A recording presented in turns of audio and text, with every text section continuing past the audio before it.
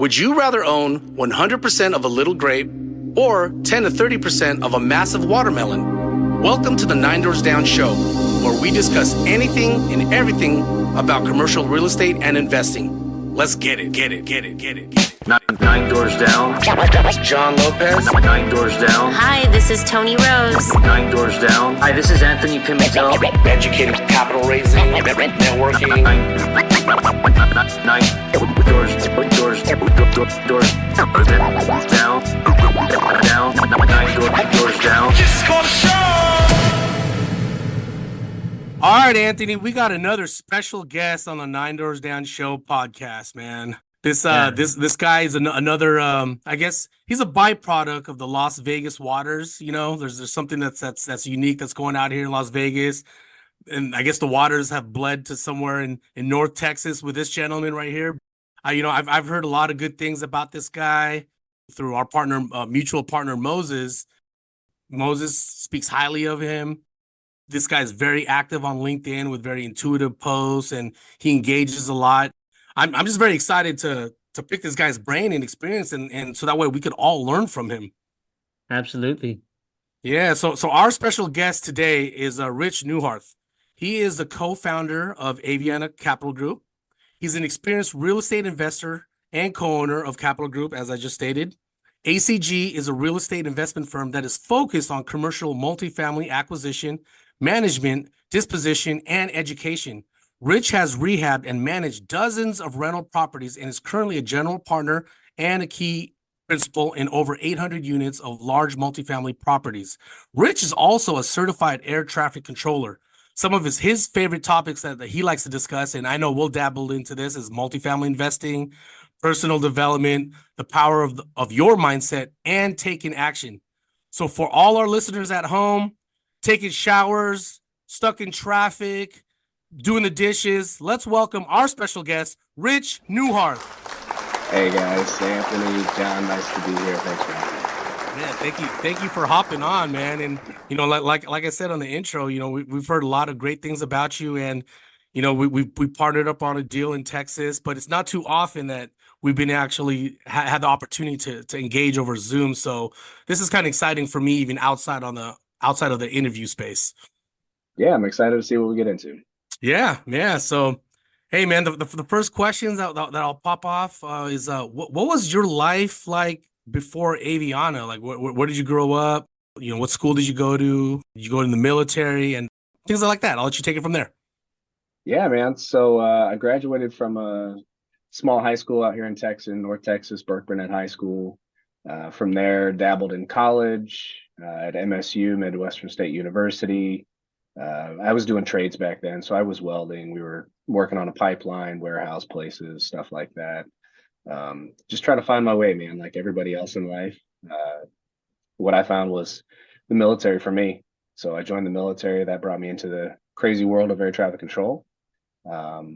6 years in Las Vegas, stationed at Nellis, and then met my wife, got married, got out of the military, traveled a little bit, ended up back close to home here in Texas, and got semi-bored with just the day-to-day grind of working for somebody else, and started dabbling in entrepreneurship and rental properties, flips, other businesses and such. That's awesome. So you had a stint out in Nellis Air Force Base, and is that when you met your partner Moses? Yeah, so Moses was pretty much best friends with my wife, who I've known my wife since 5th grade. We separated, just back when the parents were moving around, we were tagging along with them. So her and Moses were best friends. And then Moses and I met when I first moved to Vegas in 2009. He hated my guts. Really? Yep. Hated my guts in the beginning, man. Couldn't stand me. I rode a motorcycle. He was like, man, forget this guy. And, soon we started hanging out just through staff, and became best friends, man. And now we do everything. It's families, it's business, it's all of it together. That's awesome, man. And now during your time here in Vegas, is that when you first dabbled into real estate? That is when I first got the bug, man. So 2008, 2009, obviously y'all know what was going on in Vegas. They were just if you could afford a house, man, if you had cash, they were handing them out like candy. So I like to tell this story. My wife and I in 2010, we bought our first brand new car. It was a 2009 Toyota Camry. Out the door, we walked out, it was like 32 grand. And then the house that we were renting in North Las Vegas ended up getting short sold for $27,000. It was a change in mindset, man.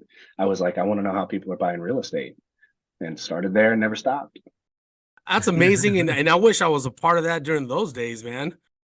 I remember those days. It was a rough time for Vegas, and I'm glad now in 2024 it's like they've evolved. I think they're even going to get bigger with so Yeah. many. I know there's a bullet train or a train from California that's being built going to Vegas. So there's a lot of stuff new, maybe even a basketball team. So that's awesome.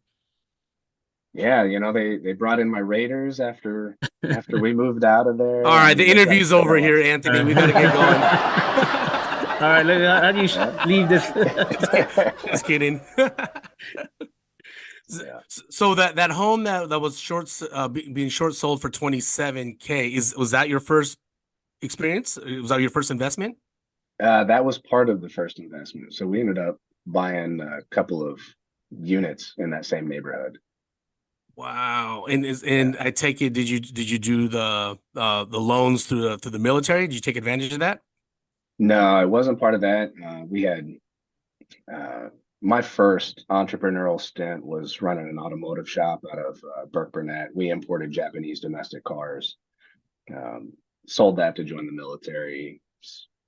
Wasn't really a highlight, I guess. It was just how I started. So we had some capital laying around.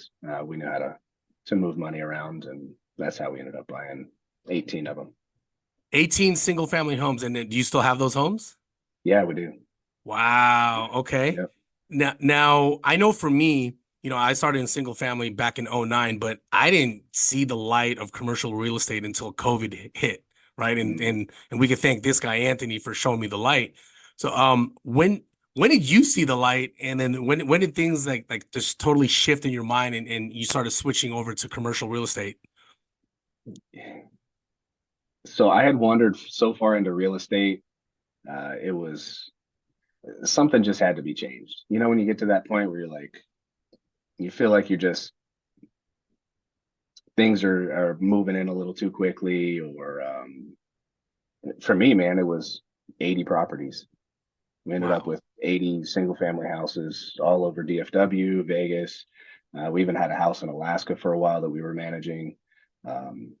So it was more than a full-time job, to say the least. Now, we had good systems. Steph and I, we run things pretty efficiently. We're a great team, but it was like, how do we do this better and faster?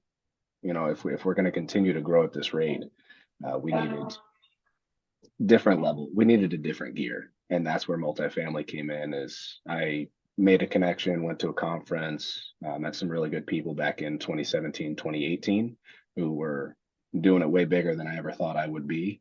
And just kind of started tagging along with them, man. Started making some investments in myself, and that was our first dive into multifamily, was back in 2018.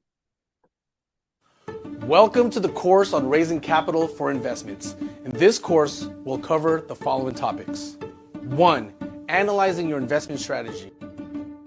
Number 2, discovering potential investors. 3, crafting your pitch. 4, securing your investment. 5, our cheat code.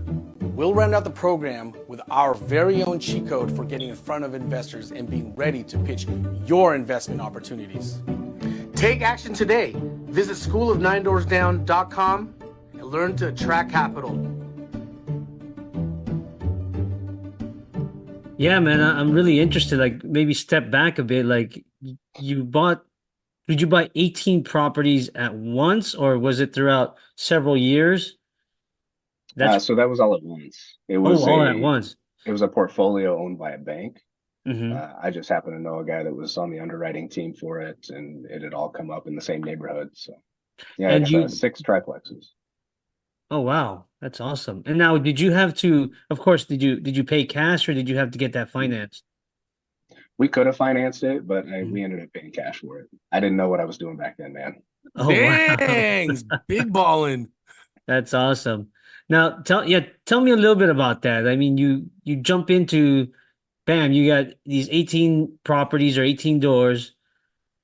I mean, did you think of like, how do I manage this? Like, and is it all in the same area code? That's the other thing. Like, kind of take me through that, how you got it, how you jumped in and really just, got your hands dirty and managing it, of course, and of course, getting it leased up as well. Yeah, so lease up actually wasn't a problem. Half of them were already rented out. It's in the exact same neighborhood. So still there in North Las Vegas, not too far from the Air Force Base. Um, we knew the neighborhood. It was just one of those things like I didn't have to understand real estate to understand that I needed to buy. Like it would make sense no matter what way you did it. You know, if you put debt on it, if you paid cash for it, if you, I don't know, it was just for me to explain that was like I had no real estate background. I didn't understand leases, property management, especially systems. I was just there. I had the opportunity and we decided to jump on it. Wow, that's amazing. I mean, you make a good point there. I mean, a great point. Like, you didn't have to understand it; you just knew.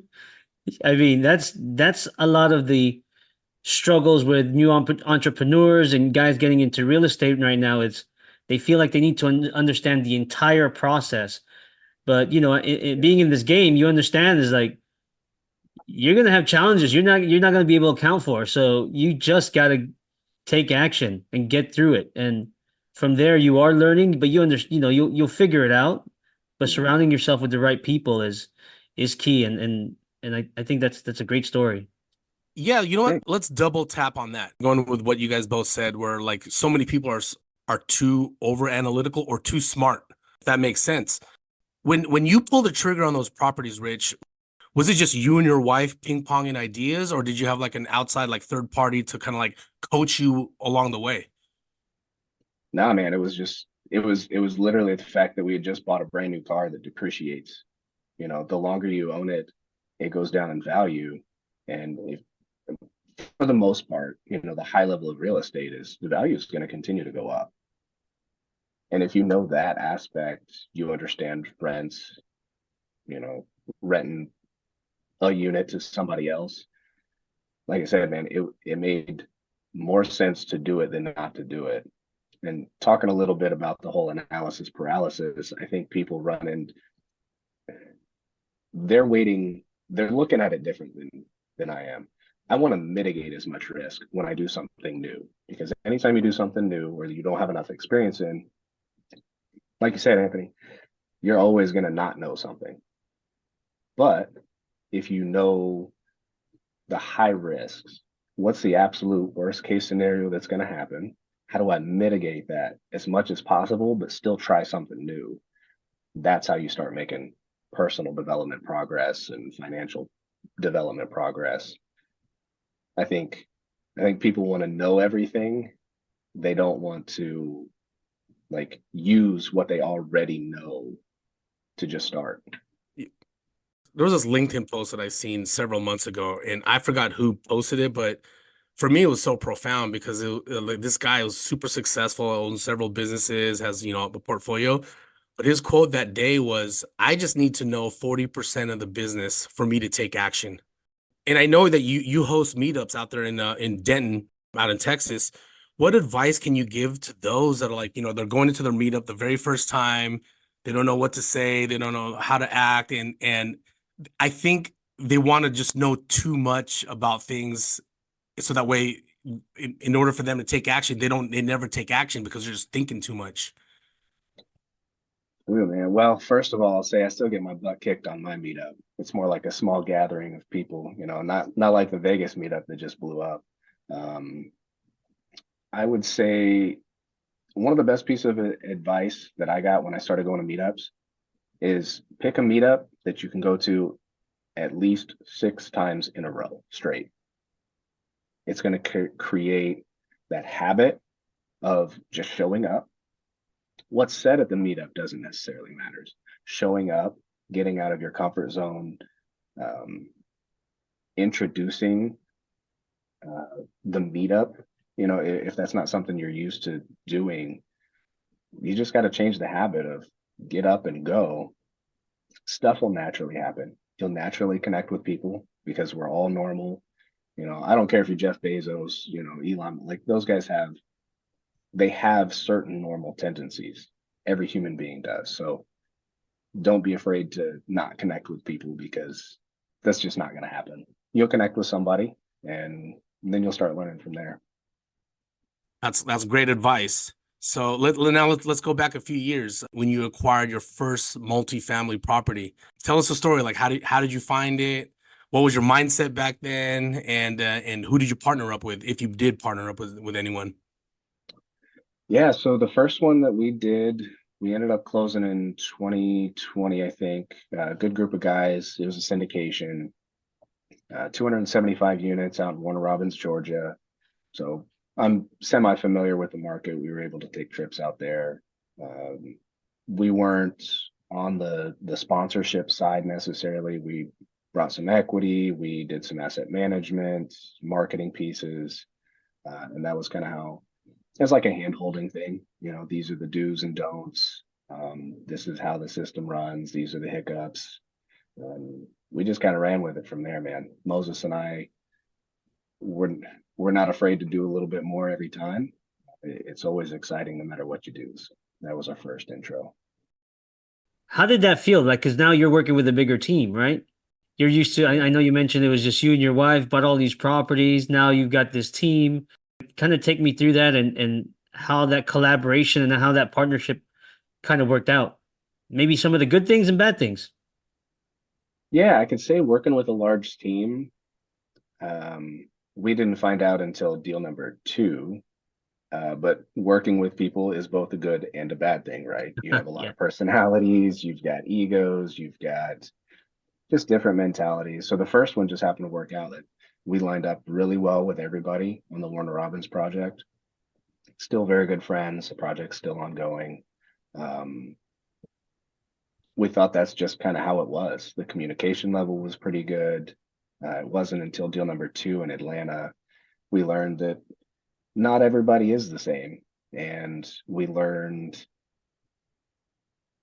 how we wanted to be when we bought and started operating our own properties, the level of communication,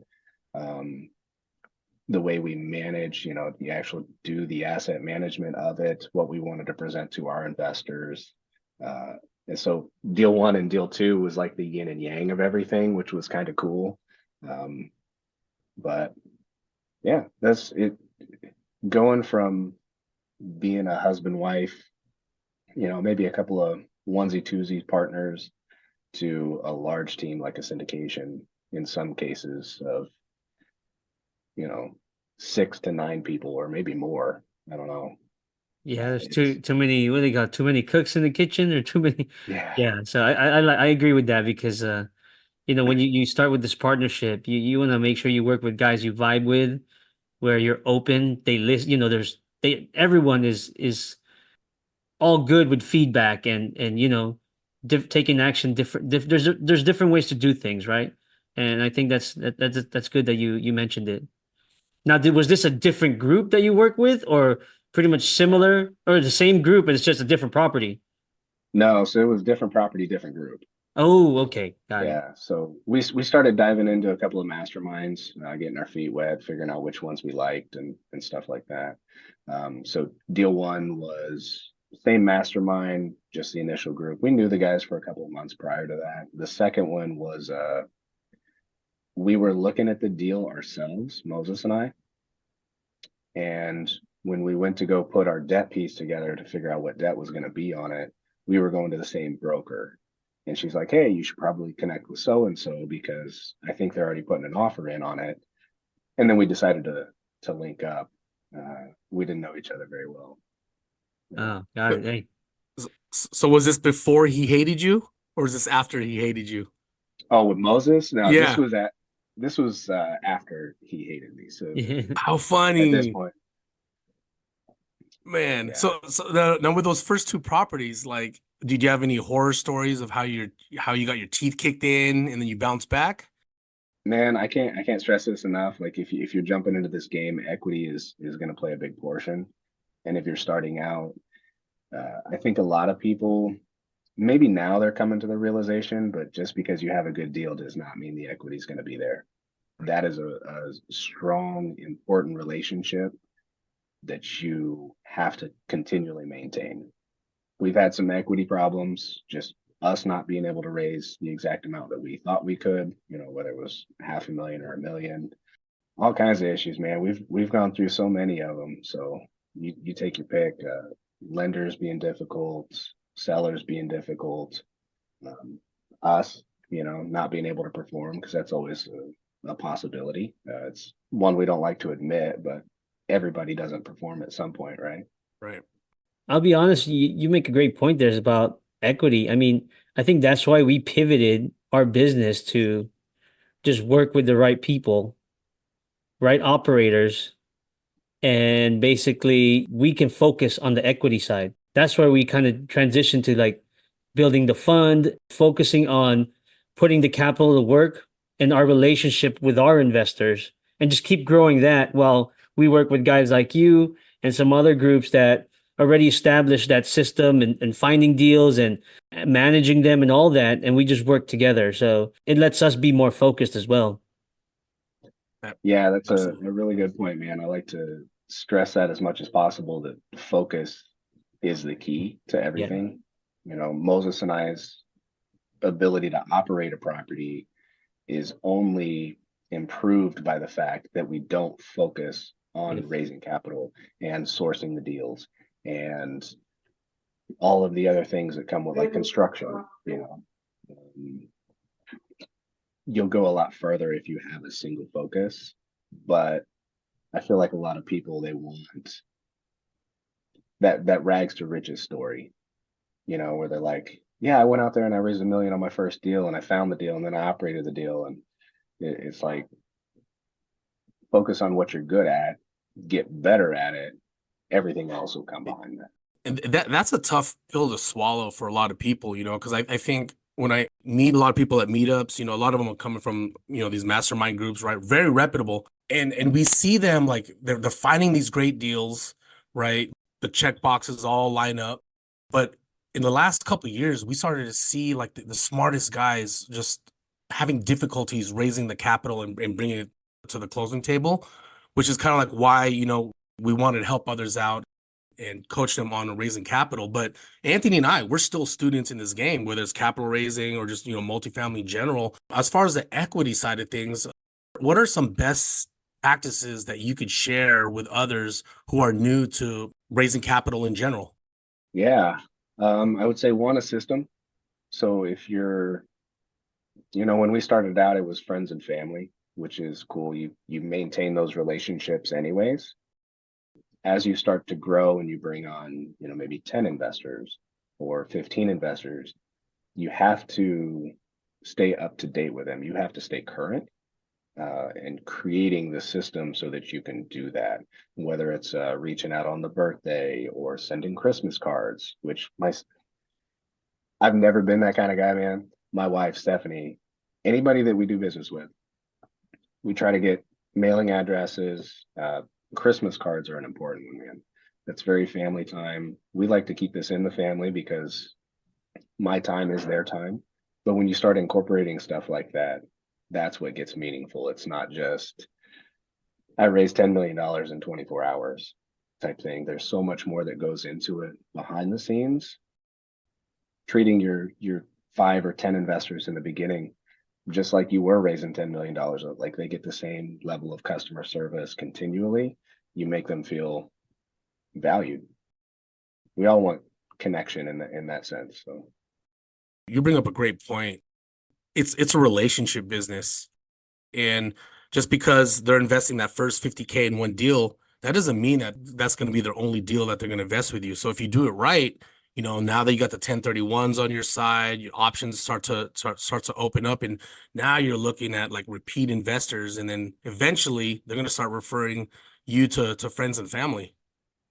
Yeah, exactly, man. That referral goes a long way. I remember my first time of an investor that was happy with one of our deals. He was like, "Hey, I sent your contact information to so and so and so and so and told them to reach out. You guys are doing this stuff." And I'm like, "This is awesome."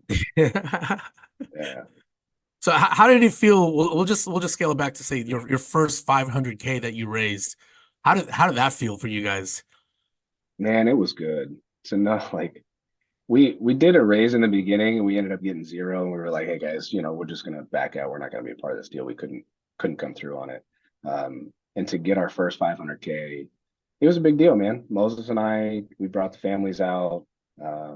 We actually went to Houston and had good dinner, hang out with the families, have some fun. Like we try to celebrate all of our achievements, even if they are small, as long as it's a net positive. We try to celebrate those things. So it was a really good feeling. That's awesome. That's a great story, man. And as far as like what you see in 2024, there's a saying that goes, just survive till 2025, right? Bridge loans are expiring. A lot of people think Q2s may be the hot period of time where we're going to start to see real blood in the water.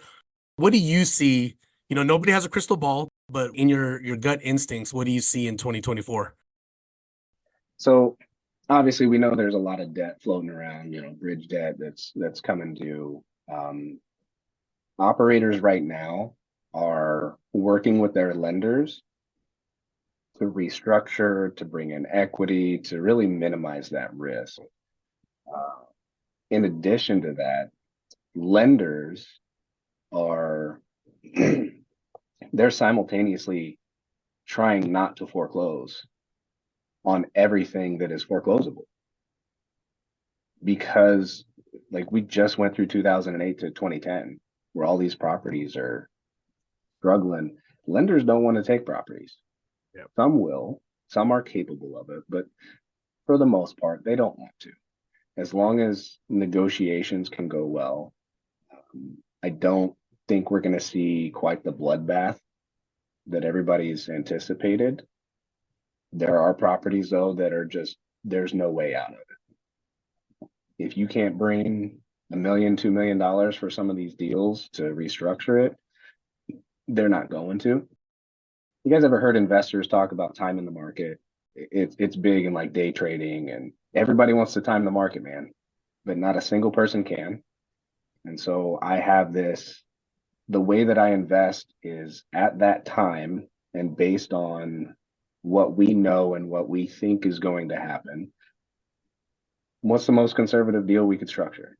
So you guys know we bought Autumn Sunrise back in 22.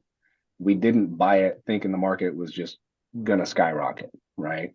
We slowed down rents. We made those adjustments, and then you continually adjust. But at the time, we bought it knowing that we could operate the property and it could cash flow at whatever Day stage one. the market is. Yeah, day one. That's what we wanted. Same with Taft House. That's another one that we're doing right now. You have to buy smart with what you have right now. But the key, what I like to tell people, don't stop. Especially when you've got anybody, I don't know if you guys get this. People ask me all the time, "Hey man, I was thinking about buying a rental property the other day. And what do you think about that?" And I'm like, "Well, is your plan to buy one?"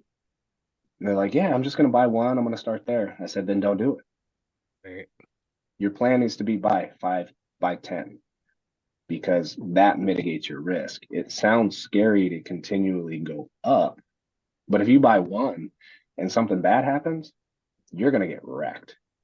But if you buy 10 and one of those property has something that goes wrong with it, you stand a much better chance of getting out. Insurance companies do it, lenders do it, the government does it. It is just smart investment, risk mitigation decision to continually buy and buy as well as you can.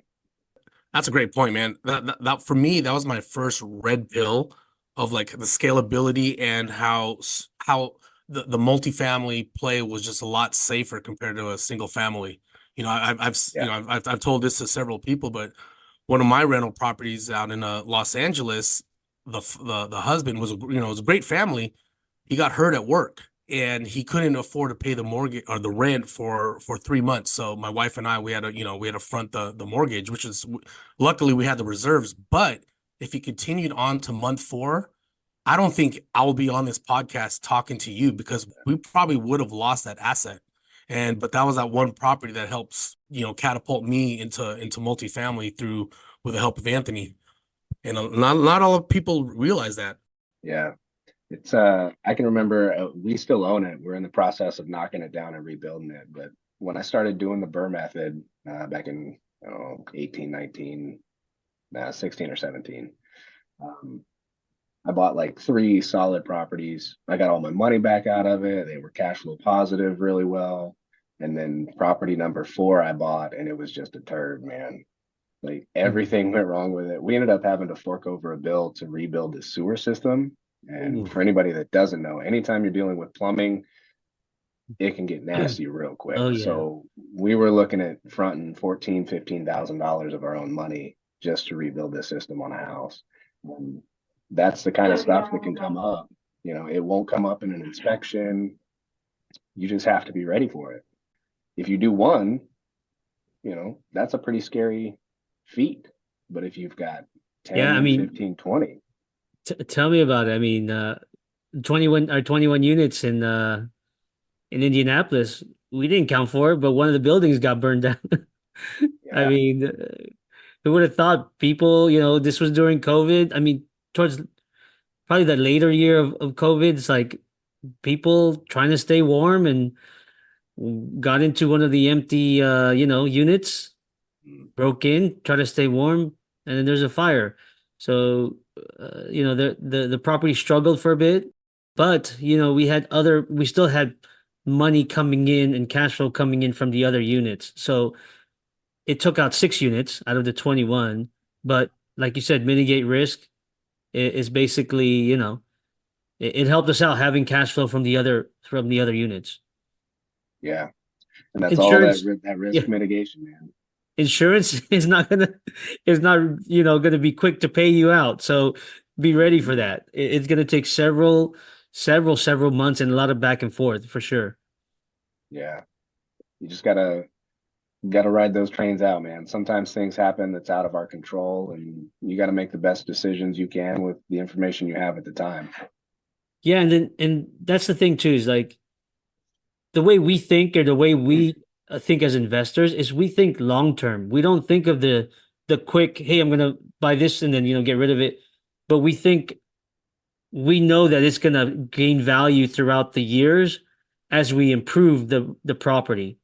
You know what I mean? And then as we bump up rents, put better amenities, or just improve the overall community. We know that's how we see things. Like, I'm not even thinking about money at the point. I'm just thinking about, if we improve this, then we get this. If we do this, then we, what I mean? As you know, is like real estate always goes up. Yeah, man. I like what you said there. You're talking about the community.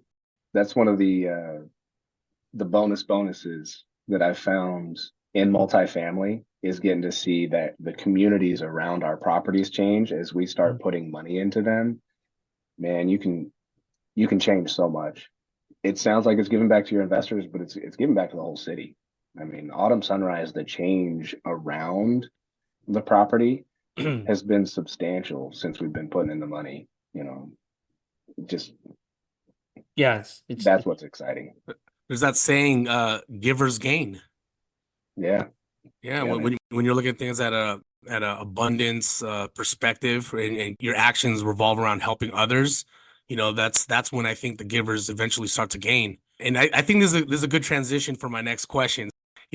Rich, like I feel like I've got to know you very well, like in the last year and a half or so, without having really spoken to you much over the phone, through Moses. I've heard the stories how you have your single family portfolio, how you got into multifamily out in Atlanta and also in Texas. But I'm around for the beginning seeds of your next operations, right? Without saying the actual entity or whatnot, but I've heard it literally standing next to partners. Talk to the listeners about the importance of your next phase, I guess, with vertical integrations. Why are you going towards that route? What is the purpose behind it all? Man, uh, that's a huge word, man. The purpose. It's what drives everybody. Um, I can say in the beginning, I didn't know what our purpose was. Just through continually connecting and networking with people, um, I found that. I love operating real estate, businesses in general. Dealing with people is probably one of my favorite aspects of being in this teamwork, uh, syndication. And so vertical integration is, to me, the next step, because it's how you take multifamily and make it a legacy. It's how you build something that'll always be there, even if I'm not. That's exciting, man. And so our next step is we're looking to launch it this year. We're really close to finalizing everything. Uh, Essentially, what it's going to do is bring property management and construction, supply, human resources, staffing agency all together under one roof, and give us the ability to create our own success. We're not relying on third parties and their business plans. It's a really, I don't want to say a fast way, but it's an efficient way to grow a huge company. And so when you start looking at the largest multifamily and or just asset management companies, so you can include your BlackRocks, like $9 trillion worth of asset management or assets under management is what they are working with right now. When you look at those companies, they're all vertically integrated. So they've built this foundation that is everlasting, that just can continually grow no matter what the demand and supply is, the fluctuations. So for example, property management, it's ours. Those fees go to helping the bottom line for the total, your big overarching company. But then it's more than that, right? It's about culture. It's about the culture of your employees, what the company stands for. And so our new company is faith-based. It's something very important to us. But it gives us the ability to take profits, otherwise it could be distributed to investors or just into the property that we pay to other companies. And now we get to tithe that, right? So we get to pick charitable companies, charitable just ventures, and we get to help them boost their mission because it's our mission to help them. It's so cool, man. We're working with a larger team on it. That's what's so profound about this new thing that we're launching. Yeah, man. Like, I was with your partners just over the weekend, and every time I hang out with them, whether it's one or two of them or like the whole group, like I just sit there, I'm like, man, dude, I get so inspired and I get so excited for what's about to happen for you guys, man. Like, because, like a lot of those guys in your group, they're good friends of mine, and I see it, I'm like, dude, this is going to help so many people, so many. It's cool because this team was engineered. We've only known each other for a year and a half. But when we all came together, we all found like our own individual pieces, so it is a true partnership. It's just expanded. Moses and I, we operate very similarly, but these new guys, we've got Eric, we've got Joe, we've got Tanner. You've got, it's just crazy to see the whole thing come together. Rolling on the construction side of things. Yeah. And yeah. What I think was the steroid shot for you guys was that personality that came outside of commercial real estate, coming from the enterprise side of things.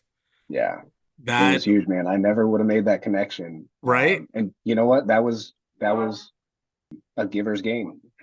Moses took that trip out to Mexico, kind of a last minute thing. They went out there to help people build houses that were less fortunate. which was a crazy mission. What Rob hosts is fantastic. I can't wait to make it out. And through that, somebody like Joe just building franchise companies.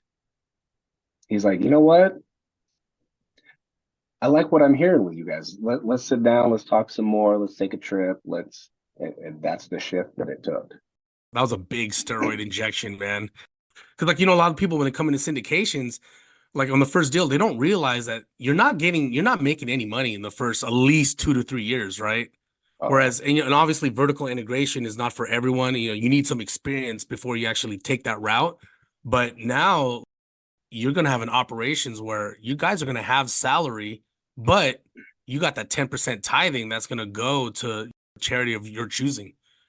Yeah, it's cool to see. So we're my wife and I, we're big donors and supporters of Crohn's and Colitis Foundation, the Las Vegas chapter. It's just a longtime family friend of ours. Got us into it. She's on the board. They're big givers of it. And so our businesses have indirectly contributed to those, but to be able to see our actual companies start donating to those beliefs, those purposes that we feel, that's a big step for us. I love it, Rich, man. This conversation is so inspiring, man. And I know you got a busy day. So Anthony and I, we just have a few more questions before we wrap this up. In your eyes, what is your superpower? Chaos, man. Chaos. That's a new one. Chaos, yeah. So I'm comfortable if things are not going okay. I think that's why I do well in the asset management side. I can take all those pieces and start coordinating them and get the right people onto it. I'm not afraid to delegate, and I'm also not afraid to get my hands dirty, which is required a lot of the time. So just choosing and knowing when each of those needs to be deployed. And I like getting the best out of people. Awesome. Was that now? Can you say that being in the military kind of helped you with, being able to, or is it just your work ethic or just growing up that helped you kind of get through that? Probably a little bit of military. It's definitely an air traffic control thing. A lot of the guys that I work with have the exact same skills and abilities. Have you guys heard about the Alaskan Airlines door blowout here recently? Yeah. Yes, that's pretty scary. Yeah. So if you guys go back and listen to those tapes, I'm sure they're all over the internet right now, but you can take almost every major incident that's been involved in air traffic control. If you go back and listen to the tapes, the controllers and the pilots, both generally very cool, calm, collected. Yes.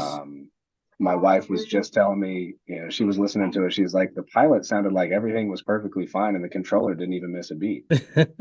That's because that's what we do on a day-to-day basis, man. We take I would have been screaming Mayday, Mayday. I don't know what I would be doing. I'll be running down the aisles like, who's flying the plane? But yeah, no, I feel you on that one. I do watch a lot of those airplane stuff, and that's pretty cool. I agree with that. Awesome. Yeah. I like that. That's the first time for me for someone to say chaos, man. And that goes back, that just circles back to your mindset, man. Well, work on it every day. Absolutely, man. This next part is our lightning round, Rich. This is where Anthony and I are just going to ask a couple questions. This is when our listeners can get to know the not so professional side of Rich, not so suited and booted. But the first question I have is, you're stuck on an island all by yourself, right? But you get to keep your iPhone or your Android, whatever device you have, but you're only able to load up either one album or one musical artist. What would that be that you can listen to forever? Oh man. Corey Smith. Corey Smith. He's out of Tennessee. He's a little more country. I don't know, just very chill music. I love it. Is there any specific albums from Corey Smith? I listen to anything he plays. Nice. I need to add that to my collection then. Yeah, I'll send you some of his stuff, man. It's pretty good. I'll check him out on Spotify. A couple guests ago, one of his artists that he chose was also a country artist. And there's this song when I used to play out in the bars and the clubs a lot. I used to play that song "I Love This Bar." You remember that song? What was that, Toby Keith? Toby Keith. Yeah, There you that's the go. artist. Yeah, I love this bar. And I Yeah. remember because I'd always be playing like, hip hop, R&B, and dancehall. But in California, the the clubs closes at 2 o'clock. So at Mhm. 1:55, I'd always play that song. Everyone would the first 30 seconds, everyone looks at me like I'm crazy, and they start to listen to the lyrics, and I'm like, oh, this DJ is giving homage to the venue. And so Yeah. that Toby Keith song, I'll if I ever play out in public again, that's always gonna be my last song that I play. Nice, man. I got a personal playlist for everything. I got gym, I got run, I got chill at home, I got cleaning with the kids, I've got all kinds of stuff, man. And music's very important. It's Love funny. it. My daughter just added, like, we have the same Spotify account, or it's a family plan. All of a sudden, I saw on the playlist says country workout songs. So I was like, what is this radio? So I was like, okay, this is pretty good. So next thing you know, it just starts playing, and when I get in my car, it just the Spotify just kicks in, and I was like, oh, Yeah. that's pretty good stuff. Yeah, my daughter's hijacked mine, man. So anytime I jump in the car, like 5 a.m. this morning, I jumped in the car and Taylor Swift came on because that was what she Oh was yeah. playing. Oh yeah. That's funny. Yeah, I got a house full Probably of Taylor Swift. endless summer from Taylor Yeah, Swift. yeah. So my question basically is kind of two parts. Like, are you I mean, I'm not sure if you like to travel or not, but do you prefer tropical or mountain areas? And if so, where would you go? Man, I'm definitely a mountain guy. Mm. Um, I'm lighter complexion. I don't bear well in the sun, so try to stay away. I'll enjoy Hawaii, don't get me wrong, but I'm more accustomed to life in Alaska. We actually got to live out there for a couple of years. The Oh, mountains, the cold, the hiking, the hunting, fishing. I love that kind of stuff. I just did a cruise with a family in Alaska in Oh yeah. July. I was there. Oh, Yeah, nice, man. we did whole Juneau, that whole strip. I mean, Okay. we went fishing Ketchikan, caught Yeah, a that's bunch of awesome. salmon. I Yeah, we love went it. up in May. Oh, you mate? Damn, Yeah. yeah. So there was a captain I met, and I guess he charters there. We chartered one of his boats, and he just loves it there. And then I guess when it gets in the winter, he actually goes to Florida. Oh So he's yeah. from Florida, but really his business, he comes back and forth. But yeah, it's pretty cool, and he just loves. And my kid loves the outdoors, so that's our thing, fishing. I've never gone hunting, but fishing, that's all for us, man. Yeah, I could live on fishing, man. I go back in July, August, like the end of Yeah. July, early August, so I can catch all the fishing. Um, I can go Wh- catch all my limits and bring it back with me. Which part of Alaska? So I usually go up to Seward. We go out of Resurrection Bay most years. But Okay. you could pretty much pick a point, man. If it touches water, it's worth fishing. Yeah, I agree with that. I mean, I've never caught so much fish in 3 hours. Yeah. And it's cool, man. I think we were fishing and we caught like at least 30 or 40 salmon. I mean, some of them were small. We had to throw Mhm. back, but I mean, the next thing you know, there's a freaking big tail, a whale's tail just Yeah. comes up and just like, what the heck is, I guess it's bigger than our boat pretty much. Yeah. Alaska is so cool. I'm so glad I had that opportunity to go up there because otherwise I never would have done it. No, I love it, man. That's awesome. Thank you. Yeah. I love it, man. So Rich, man, how could people get a hold of you? Any emails, website, social media handles? Yeah. So actually on my bio that I sent you guys, I've got all my links. I've got a link tree with all those. If you don't mind posting those for people. My personal or my business email is rich at avianacapgroup.com. I'll respond to all the emails I get. Love chatting with people, talking about new ventures, business mindset, the whole kit and caboodle, man. So that's email's probably the best way to reach me. Rich, I just want to say thank you again from the bottom of my heart for taking the time to just chop it up with Anthony and myself, man. And I'm very excited for what the future holds for yourself and your partners. And best believe we're gonna be riding your guys' coattails, man. I don't know yeah. about that, man. You guys are holding your own, so we look forward to doing it with Yeah. y'all. Yeah, man. So, but on that note, guys, please share, like, and follow. You can find us on YouTube, Spotify, Apple Podcasts, Google Podcasts, Alexa, Amazon Music. But once again, this is the Nine Doors Down show, and we thank you for tuning in. And on that note, we out. Peace. Thanks, Rich.